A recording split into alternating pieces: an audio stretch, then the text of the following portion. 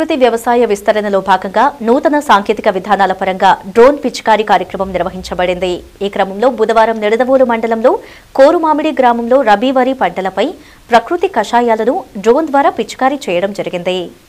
ఈ కార్యక్రమంలో తూర్పుగోదావరి జిల్లా Nidadavolu division model maker Purushottam మాట్లాడుతూ 70 ఎకరాల విస్తీర్ణంలో వేప గింజల కషాయం, ఇంగువ, కుంకుడు, చాప బెల్లం ద్రావణాలను డ్రోన్ సహాయంతో పిచికారీ చేయించామని తెలిపారు. ఈ విధానం ద్వారా పంటలకు రక్షణ కల్పించడంతో పాటు తెగుళ్లను నియంత్రించడంలో ఇది ఎంతగానో సహాయపడుతుందని వివరించారు.